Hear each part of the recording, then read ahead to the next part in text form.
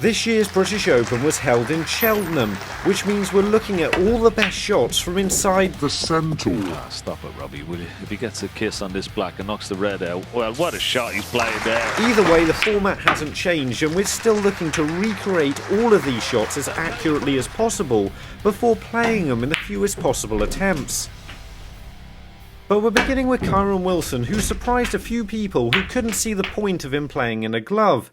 Either way though, the gloves seemed to be working as he got some excellent results and played this incredibly tough shot against Mark Allen. Part of the reason this is such a challenging pot is the sheer power you have to play it with. I was surprised after the first couple of attempts. Not only was I getting nowhere near potting the ball, but I was also not really hitting it hard enough.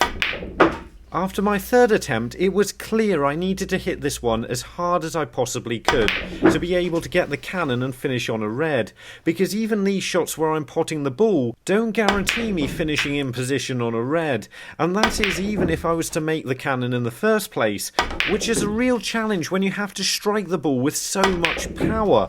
I thought this was going to be one of those shots where I just simply couldn't play it, until I finally got the cannon. By no means was this shot perfect, but I just about had an angle to pot a red.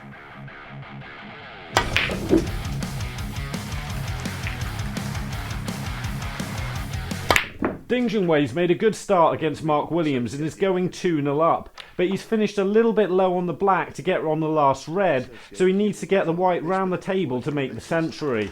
With this shot, I'm using left-hand side and backspin to get the cue ball around the angles, and in theory, so long as I pot the black and get the white between the green and the brown, I should have no problem getting on the red. So this one is easier than it looks, but there were still some things that could have gone wrong, so I was still happy to get it on my first attempt.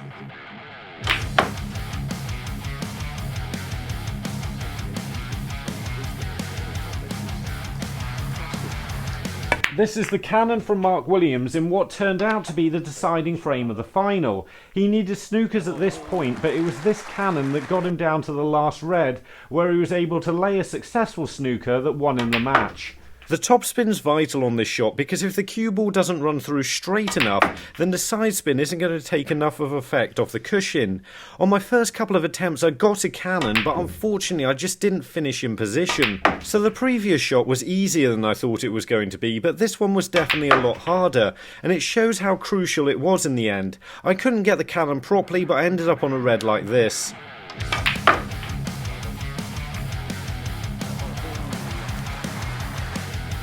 How about this for an exhibition shot from Hossein Vafaei? The frame may be over, but he manages not only to pot the really challenging pink, but spin the cue ball around two cushions and cannon the last red on. The reason this clip looks a bit dodgy is I had trouble finding video from this match, but the shot was just too good to leave out. At the same time, however, I was surprised I actually got it first time, although I cannoned the red into a safe position, so I had to try again. As it turned out, however, the red appeared to be in the perfect place, so if you just potted the pink with side spin, which is by no means easy, the white would automatically go towards the red. And in general, I was very happy here with how consistently I was able to pot the pink during these attempts, and finally I got a cannon that left me in good enough position to easily pot the red.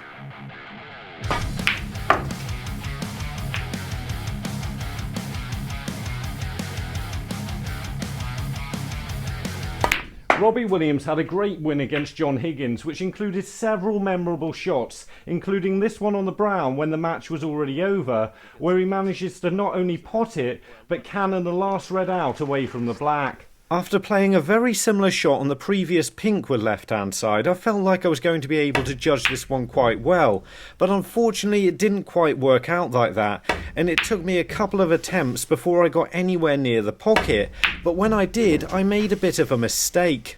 This shot didn't in fact need any side spin whatsoever, and if you just pot the brown plain ball from this position, the cue ball automatically comes down and makes the cannon on the red.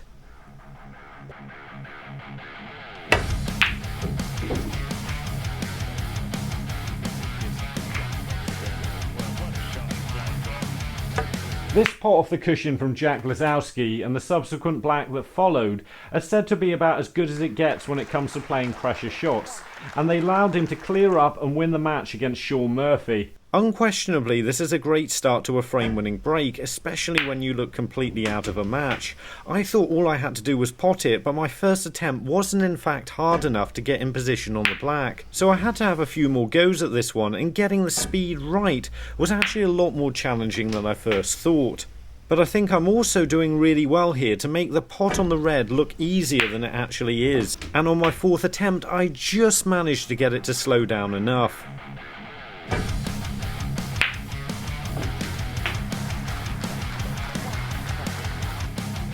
Next up is a frame-winning double on the black from Ken Doherty that puts him one away from a victory over Matthew Stevens, although he ended up losing the match 4-3 to Matthew.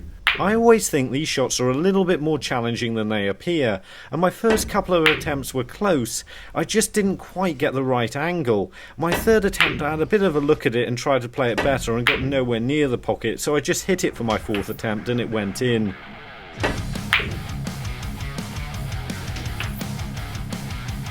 But against that is a double from Robbie Williams, just another successful shot in his match against John Higgins. This one looks a little bit harder though. Mostly because it was a lot further away than the Ken Doherty double, so I just hit about as much of the red as I could see and it went towards the pocket luckily. But which was the cheekier shot, this or the Ken Doherty one? Cue the music. It wasn't a great week for doubles, although these weren't bad. Robbie's may have been a fluke, so I'm only giving him 2 chilies, whereas Ken's getting 3 and he's this week's winner.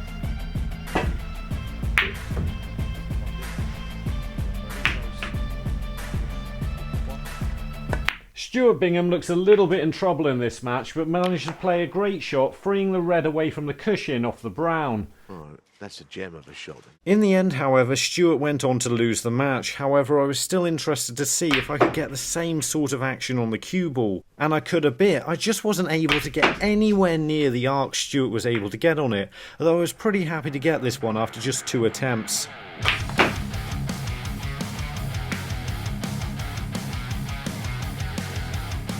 Now for a power screw shot from Mark Selby. His form was definitely a bit hit and miss during this tournament, but he definitely played some good shots along the way. Which is hardly surprising because it's not exactly like he's going to get to the final playing badly, and I decided to play this shot with a really clean cue ball, and I managed to get the white back a bit further than I expected on this one. It went a little bit too far for the pink, but I was still pretty good on the colour.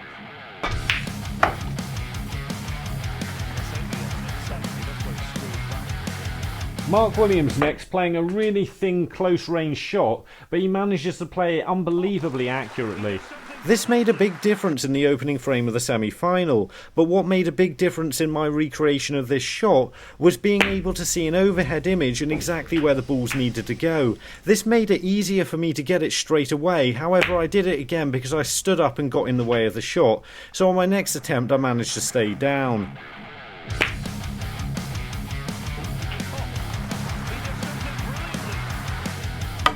Judd Trump is playing the sort of exhibition shot on the pink next that's going to be really tough to recreate on my table, mostly because of how hard you have to hit this one and how far around the angles it needs to go. The sheer power and amount of side spin make this shot really awkward, so expect to see the pink jumping out the pocket quite a bit when I'm attempting this. I'd like to not be throwing my body at this one, but with the amount of power it requires, I don't really have much of a choice.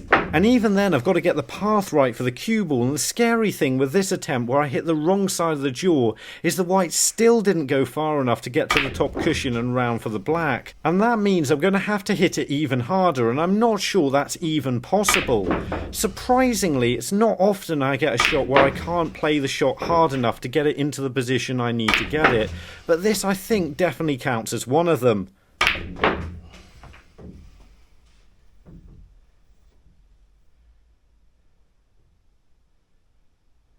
Honestly, this is the best I can do. There is just no way I can hit that top cushion.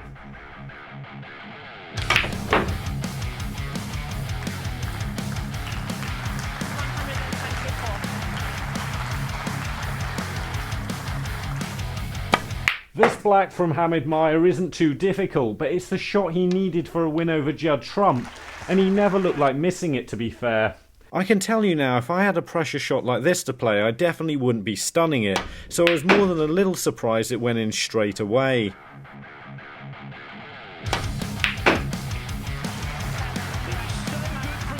This is a really nice swerve from Mark Williams now, that not only helps him escape from a snooker, he also, with a little bit of help from the jaw, leaves his opponent in one.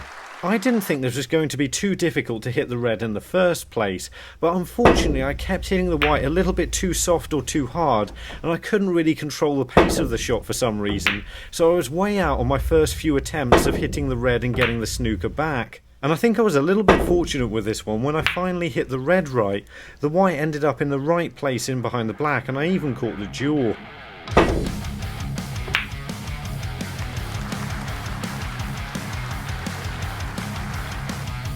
Yet another Robbie Williams shot, this time on the yellow, where he has to play this exhibition shot round the table to allow him to make the clearance that he needs to win a crucial frame. Before I set this shot up, I wasn't really aware of just how thin this shot was, so it made it even more impressive that he managed to get it right. My first attempt didn't have the right amount of side spin on the cue ball, so I had to have another go, which I got a lot better. This was a good shot to get in 2 attempts, so I was happy with this.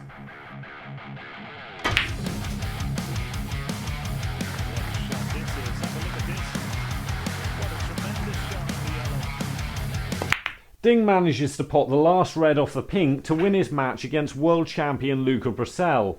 The commentators were talking about this like it was fairly straightforward and you couldn't miss the pink, but trust me, you can. I usually find when this type of shot comes up in a game, I'm very good at finding the exact space between the ball and the pocket, or I get so far away by hitting the side cushion it doesn't go in. So I think it was a really clever strategy from Ding to play this one cushion first. However, I was just struggling to talk myself into playing it straight enough to miss the pot by that far. Eventually, when I did get it, I realised I didn't hit it anywhere near hard enough, so I had to set everything up again at the end and try it one more time, but luckily it went in straight away.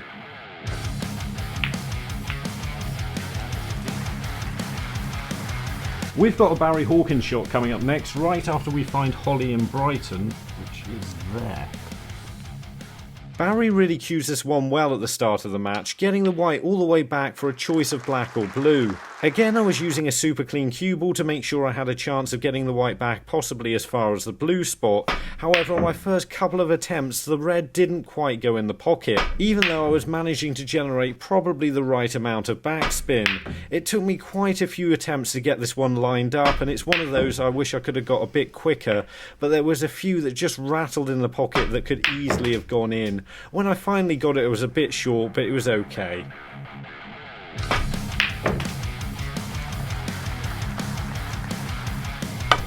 Now for a really nice opening red from Dave Gilbert that saw him run Mark Selby really close in this match. A shot like this is always tough because you have to dig down and use quite a bit of side spin, and you really have to get a feel for the table before you're able to play a shot like this, which, having played all the previous shots, I should have had possibly a little bit better. But again, it was one of those where I had a few shots where it could have dropped in a little bit quicker, and eventually I did manage to get it and finish pretty near where Dave Gilbert ended up. He didn't end up top side of the blue either, so I was happy with this one.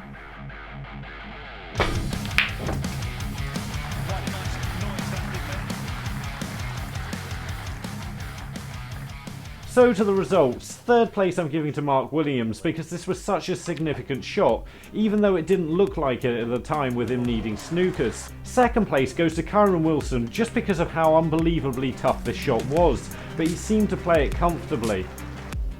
But I'm giving first place to Robbie Williams because this shot was just played perfectly after a great win against John Higgins.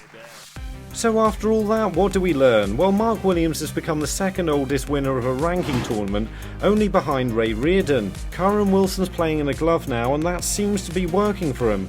At least a lot better than Ding's trousers anyway. Cheltenham seems to be a bit unusual, Liam Graham definitely knows his way around the angles, and most importantly of all, we've finally reached 300,000 subscribers. So thank you for making this channel bigger than the population of Swansea. Swansea. So if you want to see more of our quality content, have a look at these two videos where I'm recreating shots from previous tournaments. And remember, don't just watch play, and make the commitment to becoming a better player by subscribing to the channel and visit the website. See you later!